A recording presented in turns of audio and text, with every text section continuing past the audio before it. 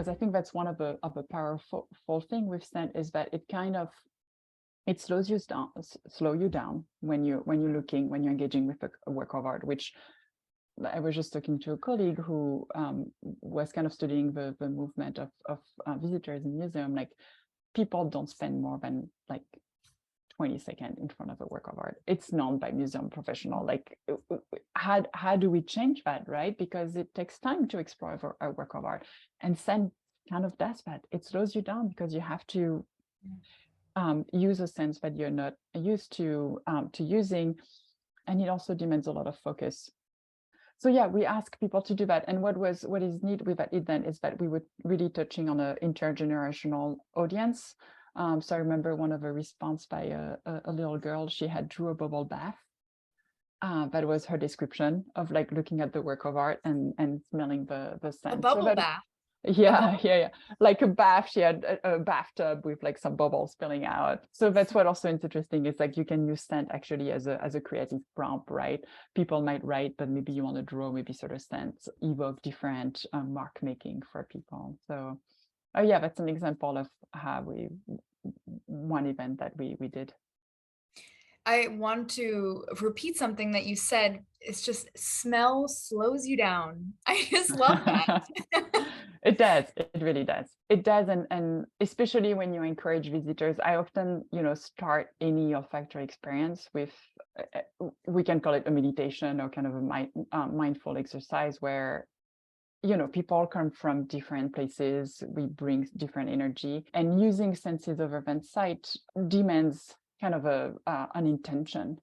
And so oftentimes I start with a little meditation just for people to get into their body and just be aware of their senses over than vision, right? Vision is so fast. It's like you look at something, you think you've seen it, etc., which is also not true, right?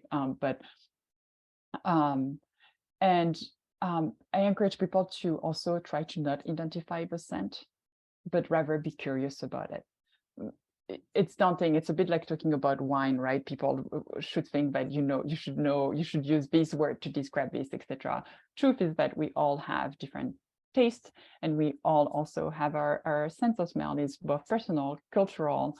I mean, it's impacting with what we associate. There's no wrong answer that people are going to give. So if you relax people into that experience and really have them be curious about what they're smelling, sharing things, example of memories or emotion that might come up for them, you really come with really interesting responses and a way to shape a collective conversation around the work of art, which I found especially effective with scent. Yeah, and also since I started working with Carl Verbeek, who we've talked a few times about in this podcast, and we had as guest, she, talks about this term olfactory gaze. So where you actually look at works of art for their relation to smell.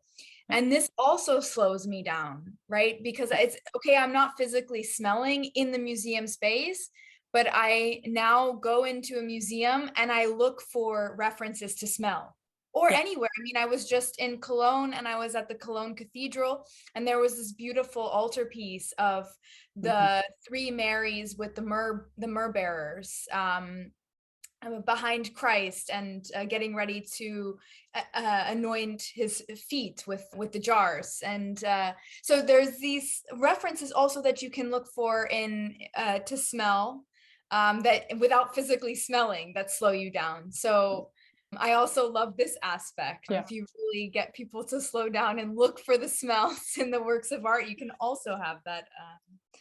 No, that's so true. And the way we think about it in our work, we think of it as like cross-sensory description. So even if sometimes you cannot touch something or smell, like, oftentimes people, when they look at something, they said, oh, I feel this, right? I mean, you can tell sometimes with sight something is smooth or something is rough, etc. But if you really let it impact you, like bodily speaking, you can almost feel it, right? And so same thing with scent, and it's also helpful in when you're looking at a work of art, right? I mean, I was thinking, we had a program not long ago, and we were looking at the Oleanders by Van Gogh. And it's like, you can look at those flowers for so long, and there's like, I mean, the way Van Gogh worked, there's so much texture in his brush strokes.